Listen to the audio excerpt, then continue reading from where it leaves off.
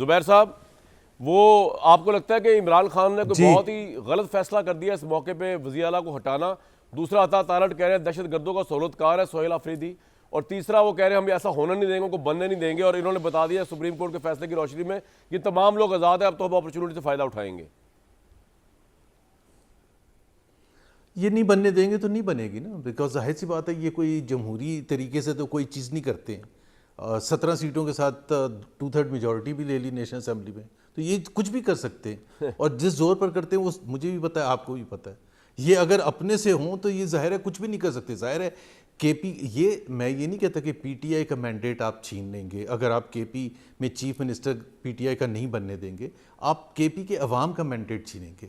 اور ان کو یہ جو کہتے ہیں نا کہ کچھ نہیں پتہ چلتا، پتہ اس وقت چلتا ہے جب سب کچھ تختہ ہو جاتا ہے، پیچھے مڑ کے دیکھتے ہیں۔ آج جیسے ہم پیچھے مڑ کے دیکھتے ہیں تاریخ میں، تو ہم کیا اچھے الفاظ سے یاد کرتے ہیں اپنی تاریخ کو؟ جس طرح سے بھی بگاڑ آیا، چاہے پہلی دفعہ جب مولوی تمیز الدین کی حکومت کو گرایا تھا، تو اس جسٹیفیکیشن تو اس وقت بھی ان جیسے لوگوں یہی دے رہے ہوں گے، نہیں جی دیکھیں نہیں ود ان کانسٹیٹیوشن ہے۔ ود ان کانسٹیٹیوشن نہیں، کس زور پر آپ کرتے ہیں؟ ابھی میں نے آپ کو اگزامپل دی، 17 یا 20 سیٹیں لے کے نیشنل اسمبلی کی 2/3 میجورٹی لے کے بیٹھے ہوئے، تو کر تو کچھ بھی سکتے ہیں، مجھے کوئی اس میں شک نہیں ہے۔ آج ہی الیکشن کمیشن کا ڈکلیئر کرنا کہ سارے انڈیپینڈنٹ ہیں، بھئی آج آپ کو کیا ہوا ہے؟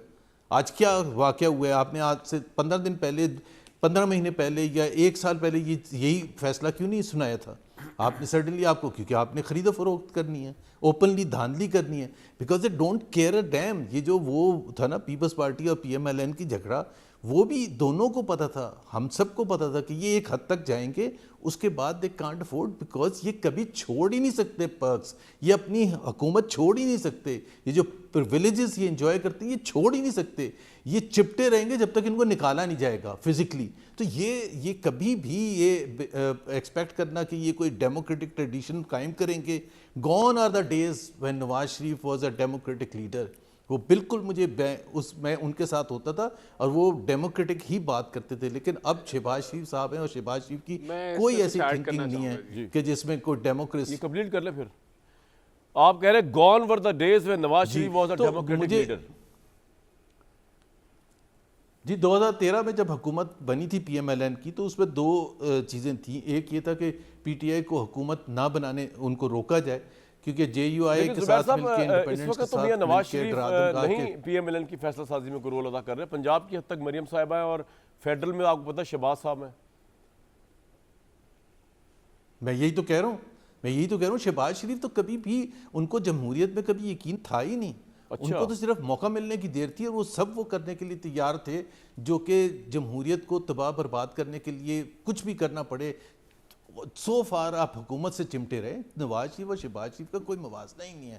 نواز شریف کی سوچ بالکل ڈیموکریٹک تھی، شہباز شریف تو اس حد تک چلے جائیں گے جہاں چاہے اسمبلیاں توڑنی پڑیں لیکن حکومت میں ہم رہیں، کے پی میں کیا ہمارا امیج بنے گا، تاریخ ہمیں کیسے یاد کرے گی، he doesn't care for that. اور ان کے ساتھ جتنے بھی ہیں جو بیٹھے ہوئے ہیں، پرکسن پر بہت مزہ آتا ہے، پرکسن پر جھنڈے والی گاڑی ہوتی ہے، لیکن سر ان کو شہباز صاحب کو تو بڑی عزت مل رہی ہے، آج بھی وہ کیبنٹ سے خطاب کر رہے تھے، بتا رہے تھے کہ 8 سلیکٹڈ مسلم کنٹریز کے اندر ان کو موقع ملا شامل ہونے کا، اور وہ بتا رہے ہیں امریکہ کے ساتھ تعلقات میں ایک نیا باب کا اضافہ کر رہے ہیں شہباز شریف صاحب کی سفارتکاری میڈل ایسٹ کے اندر۔ بالکل وہ باب اس وقت کام آئے گا کامران، وہ اس وقت فائدہ ہوگا جب پاکستان کے عوام کو کوئی فائدہ ہوگا۔ اگر پرائم منسٹر ہمارے دورے کرتے ہیں، اس کے بدلے میں اگر انویسٹمنٹ نہیں آتی ہے تو کوئی فائدہ نہیں ہے۔ پاکستان میں انویسٹمنٹ جو ہے 51 ایئرز میں سب سے کم ہے۔ ابھی سعودی ڈیلیگیشن پاکستان میں جو انویسٹمنٹ ڈھونڈ رہی ہے، رانا صاحب آپ کو پورا موقع ملے گا، بہت ٹائم ہے بھائی، جب ہوگا 3.5 سال ہو چکے ہیں، 3.5 سال میں جہاں ہم کھڑے ہوئے ہیں وہ 51 ایئرز کا لوئسٹ لیول ہے in terms of investment. FDI foreign direct investment has plunged, that is 22% minus. تو وہ ہوگا تو ہم 3.5 سال سے کہانیاں سن رہے ہیں، لیکن آج جو صورتحال ہے میں تو اس کی بات کر رہا ہوں۔ کوئی فائدہ نہیں ہوا ان کے، جو پتہ نہیں کتنے انہوں نے سینکڑوں دورے کیے ہیں اور وہ کہتے ہیں MOU سائن کرتے ہیں، is a total fraud with the nation جب آپ یہ بتاتے ہیں۔ دیکھیں میں یہ کہتا ہوں کہ وزیر اعظم کا فورن پالیسی انیشیٹو لینا، چاہے امریکہ کے ساتھ دوستی، بڑی اچھی چیز ہوتی ہے، مجھے کوئی اس سے ڈس ایگریمنٹ نہیں ہے، بہت اچھی چیز ہوتی ہے، سعودی عربیہ کے ساتھ ہو، US کے ساتھ، بٹ اگر وہ صرف اپنی پاور کو انہینس کرنے کے لیے، جیسے پہلے ادوار میں ہمارے لیڈرز کرتے تھے، چاہے ضیاء الحق تھے یا ایوب خان تھے. شہباز شریف کو آپ ضیاء الحق سے اور ایوب خان سے ملا رہے ہیں یار. بھائی ایک سیکنڈ، 3 سال میں ابھی ورلڈ بینک کی رپورٹ آئی ہے، میں وہ نہیں کہہ رہا، میں کہہ رہا تھا کہ ان کے دور میں بھی بہت اچھے ریلیشنز تھے امریکہ کے ساتھ، لیکن پاکستان کے عوام کو کیا ملا تھا؟ 7% غربت میں اضافہ ہوا ہے، ورلڈ بینک کی رپورٹ ہے. ورلڈ بینک کی کل رپورٹ آئی ہے کہ پاکستان میں جو 3 سال کا جو جی ڈی پی گروتھ ہے on average is the worst in history. یہ ایک حقیقت ہے. انویسٹمنٹ زیرو ہے.